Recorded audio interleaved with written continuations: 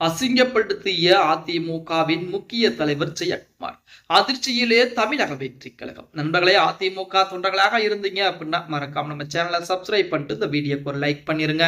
இந்திய அண்ணா திராவிட முன்னேற்ற கழகத்தை நேற்று தினம் நமது தமிழகத்துடைய முதலமைச்சர் கூடிய அண்ணன் விஜய் அவர்கள் கரூரிலே பேசக்கூடிய அந்த நேரத்திலே தீர்ந்து போன ஒரு சக்தி என சொல்லி இருந்தார். இதற்கு முன்னதாகவும் சொல்லி இருக்கிறார்.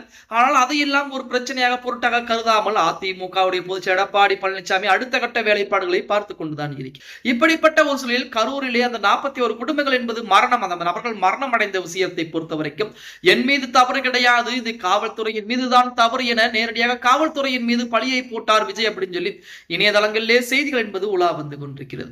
அதை வைத்துத்தான் நமது அதிமுகவுடைய முன்னாள் அமைச்சர் ஜெயக்குமார் அவர்கள் மிக ஒரு காட்டமான ஒரு காரசாரமான பதிலை கொடுத்திருக்கிறார் அப்படின்னே கூட சொல். அந்த நபர்களை இழந்து வாடக்கூடிய குடும்பத்திற்குரிய வேதனை என்பது எவ்வளவு தூரம் இருக்கும் அப்படிங்கிறது நம்ம அனைவருக்குமே தெரியும். அதை ஈடுகட்டுவதற்கு என்னதான் கொடுத்தாலும் அந்த துயரத்தை ஈடுகட்ட முடியாது. மீண்டும் மீண்டும் தனது தவறை உணராமல் காவல்துறை மீது பழி போடுவது, பஞ்ச் டைலாக் அடிப்பது, தில் இருக்கா திராணி இருக்கா ஒரு கிடையாது என்று அநாகரிகமாக பேசுவது போன்று தனது ட்ரேட்மார்க் பேச்சுகளை வெளிப்படுத்தி இருக்கிறார் முதல்வர் என்று அமைச்சர் ஜெயக்குமார் கண்டனம் தெரிவித்திருக்கிறார். கரூர் சென்றுள்ள முதலமைச்சரை பொறுத்த வரைக்கும் இது தொடர்பாக ஜெயக்குமார் தனது எக்ஸ் தள பக்கத்தில் கரூர் சென்றுள்ள முதல்வர் வழக்கம் போல் தன் வசன கர்த்தா கொடுத்த ஸ்கிரிப்டை முழங்கி தள்ளி இருக்கிறார். என நெஞ்சில் நீங்காமல் இருக்கும் கரூர் மக்களை சந்திக்க போகிறேன் என்று சொன்ன முதல்வர் உண்மையில் இடைத்தேர்தலுக்காக பிரச்சாரம் செய்யவே கரூர் போயிருக்கிறார். மேலும் ஆட்சிக்கு வந்தால் நிறைவேற்றுவோம் என்று அள்ளித்தந்த கவர்ச்சி வாக்குறுதிகளை மீண்டும் முறை வாக்குறுதியாக கொடுத்திருக்கிறார். அது மட்டுமின்றி மீண்டும் மீண்டும் தனது தவறை உணராமல் காவல்துறை மீது பழி போடுவது, பஞ்ச் டைலாக் அடிப்பது, தில் இருக்கா திராணி இருக்கா ஒரு கிடையாது என்று அனாரிமா பேசுவது, தனது ட்ரேட்மார்க் பேச்சுக்களை வெளிப்படுத்தி இருப்பதாக நமது தற்போது அதிமுகவுடைய முன்னாள் அமைச்சர் ஜெயக்குமார் அதிரடியாக கூறியிருக்கிறார். நான் மக்களுக்காக அரசியலுக்கு வந்தவன் என்று சொல்லும் முதல்வருக்கு தன்னை பார்க்க வந்த இறந்தவர்களுக்கே அவரது குடும்பத்திற்கு பொதுவெளியில் ஒரு மன்னிப்பு கேட்க கூட மனது வரவில்லை. மாறாக தங்களை நம்பி மாற்றத்திற்கான அரசியல் நோக்கி வரும் மக்களை உசுப்பேத்தி ரசிக மனநிலையை வைத்துக் கொள்ள வேண்டும் என்று விரும்புகிறார்.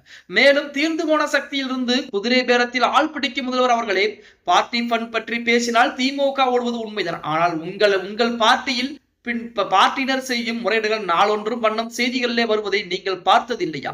முடிந்தால் பாருங்கள். நடிகரை பார்க்க வந்து நினைவு மண்டபம் முறைகளுக்கு அரசு வேலை what bro is very wrong bro என தற்போது ஜெயக்குமார் அதிரடியான ஒரு வார்த்தையை பயன்படுத்தி பேசி இருக்கிறார் அப்படின்னே கூட சொல்ல. அதாவது அதிமுகவை பொறுத்த வரைக்கும் தீர்ந்து போன ஒரு சக்தி என அதிமுக விஜய் விமர்சித்தது ஒரு பேசுபொருளாகவே பேசப்பட்டு கொண்டிருக்கிறது.